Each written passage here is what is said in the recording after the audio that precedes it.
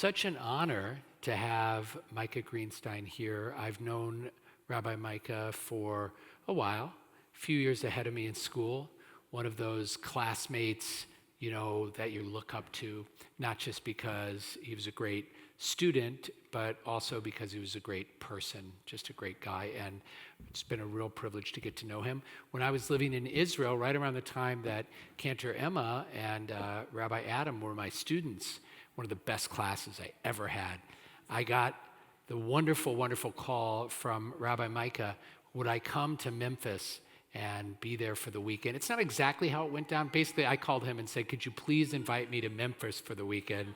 I would love to come and teach at your synagogue and spend some time there. And he said, yes, come on down. And I had such a great time. I will say it might have been the busiest, most hardworking weekend of my life.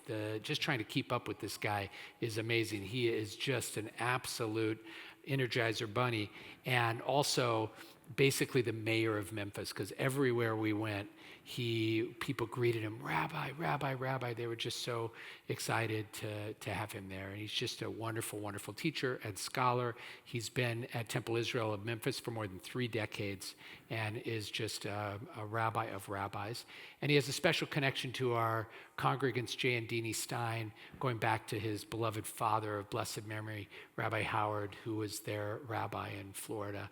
And so thank you for inviting Micah to our community, and thank you so much, Micah, for being with us and for teaching us and just for being an extraordinary leader. We're really glad you're here with us.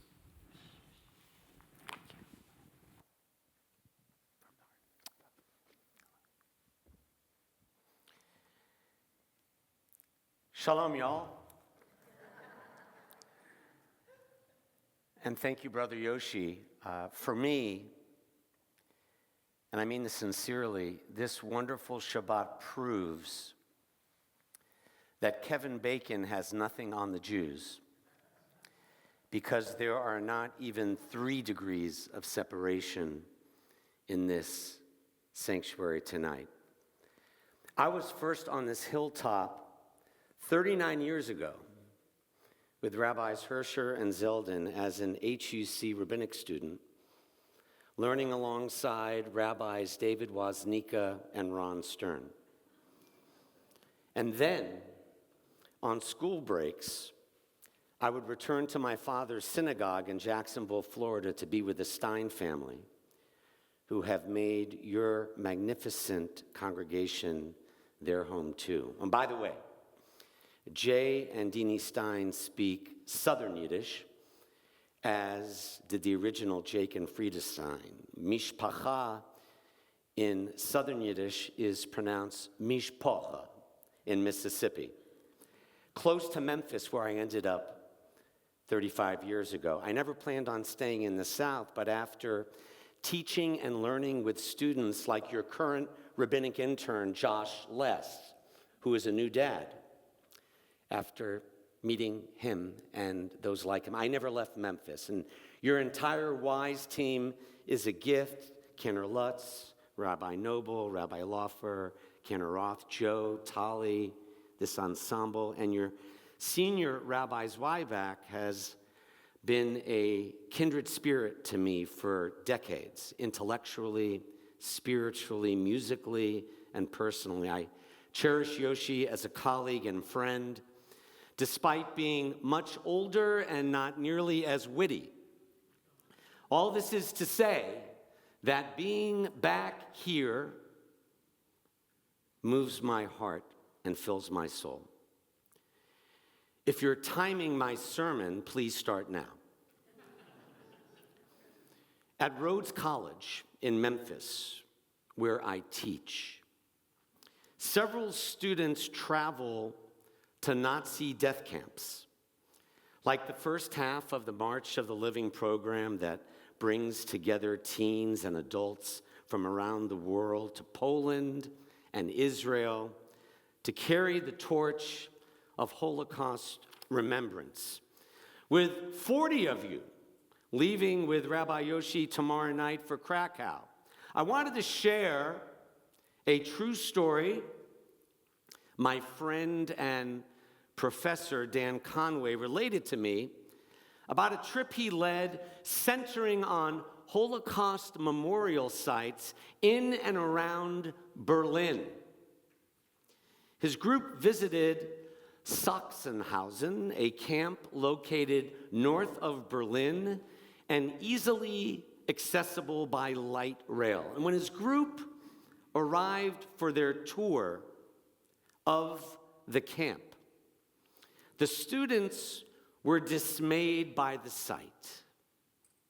Against the backdrop of a brilliant blue sky, the camp appeared as if it were a large city park. Freshly mowed grass, trees in bloom, flower beds, a perfect place for a picnic or some other recreational gathering.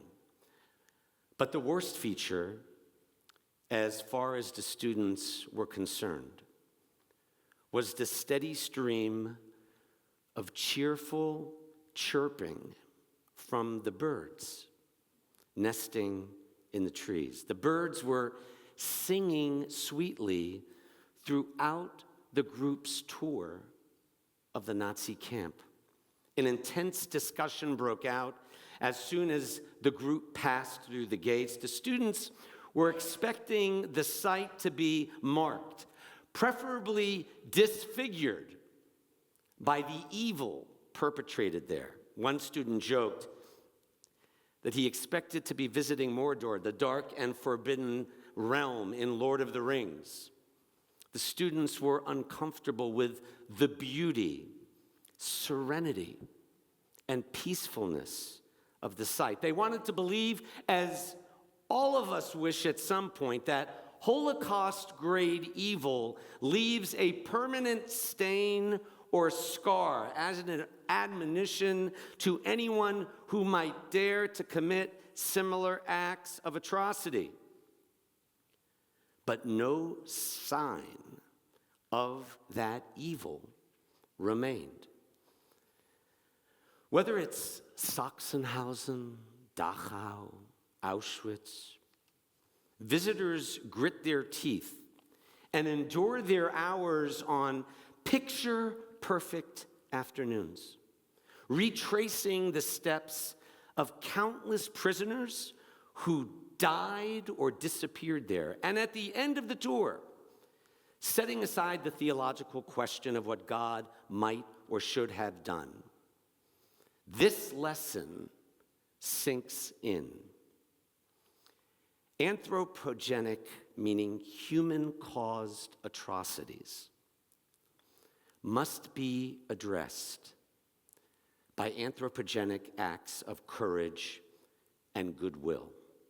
Precisely because the earth does not remember the evil it hosts, we must take it upon ourselves to do so. This past Saturday evening in Memphis, I went to where you'll find me at 6:01 p.m. every April 4th, the Lorraine Motel, where the Reverend Dr. Martin Luther King was assassinated 58 years ago. King, the youngest Nobel Prize winner at the time, a reverend with a PhD in theology and oratorical skills off the charts, died defending garbage workers seeking a 10-cent wage increase in Memphis. Dr. King wasn't poor himself. He was just obsessed with helping the destitute and wronged. And the night before the assassination, in his famous mountaintop speech down the street at Mason Temple, is this overlooked line. The question is not what will happen to me if I speak out for the sanitation workers. The question is what will happen to them if I do not. And whether in America, Israel, or anywhere, silence never helps the tormented. It only encourages the tormentor. In his great literary masterpiece, the Inferno, the poet Dante even reserves a special place in hell for those who maintain their neutrality in moments of great moral crisis. My former Memphis ministerial colleague, Reverend James Lawson, who had moved to Los Angeles in the 70s and lead the Church of the Bells on West Adams Boulevard, Holman United Methodist, was the minister who invited Dr. King to speak in Memphis, and he served as chairman of the Sanitation Strike Committee, taught nonviolence resistance as a philosophy, and while Dr. King lived by this philosophy of nonviolence and did dream of better days, related to Sachsenhausen, King was not a dreamer. He was a strategist. He knew, without ever touring the death camps in Europe or former slave plantations in Natchez, Mississippi, where thousands of black Americans were raped and killed, but in 2026 are among the most popular wedding reception venues. King knew that to reveal the good, you have to unveil the evil, especially when beautiful grounds and even polite people, smart people, mask the evil. Polite people like Albany, Georgia's Sheriff Pritchett. It's pronounced Albany, where freedom songs like "We Shall Overcome," they were written in jail by the freedom singers among the 1,400 nonviolent protesters, jailed by the nice, polite bigot, Sheriff Pritchett. Pritchett, as racist as any hater, would smile and say to his police force, "Lock those Negroes up, but give them lemonade while they write their "We Shall Overcome" songs." King, the strategist, knew that to unveil the evil, the movement would require exposing not the polite bigots, but Birmingham's Sheriff Bull Connor, the sheriff who let loose biting German shepherd dogs on kids. Fire hoses, too. You've seen them. While his hooligans beat peaceful young adults with batons and guns. And then King chose Selma, but only after asking the then 23-year-old John Lewis one question before going in. Is Selma's Sheriff Clark a Pritchett or a Bull Connor? And only when John Lewis said, "Oh, he's a Bull Connor," only then did King decide to walk over the Edmund Pettus Bridge, knowing that lives would have to be lost from the violence, barbarism, and cruelty in order to reveal God's true essence, goodness, justice, kindness, which leads me to this week's Torah portion. The only portion that is a number important to remember. The portion is Shmini, the number 8. We normally associate with baby brisses and Hanukkah, or in this week's Parsha, the rituals on the 8th day, celebrating the entry of God's presence into the newly consecrated tabernacle, the origin of this sanctuary in which we sit. The Talmud states in Megillah 10b that God's joy was so great on Shmini, the 8th day, it was equaled only by the joy God experienced on the first day of creation. And why was that so?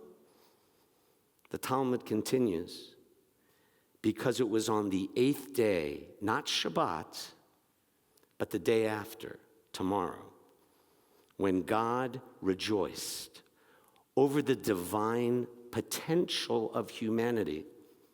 God created the universe and rested on Shabbat, but it was only on the day after that humans were given, if you will, the creative baton to fashion a world fit for God. Shmini is thus any moment when our deeds enable God to Shep Nachas. Any moment or place wherein godliness can be found. Godliness can be found even by how and what we eat. Hence the Jewish guideposts related to food this week. Godliness can also be found in our response to whatever befalls us, whether individually or as a people. I recently officiated at a funeral where a grieving woman had experienced the deaths of 2 husbands and a son during her lifetime. How did she respond? By volunteering at hospice, holding and helping other people.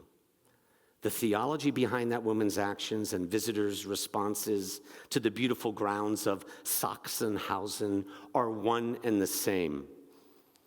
It's not, you need God. It's, God needs you. Shmini is God saying, be my partner against all the hate and hopeless chaos in the world. Be my partner against all the suffering and sickness and the selfishness and indifference. Be my partner because I need you to reveal the good. I need you to unveil the evil.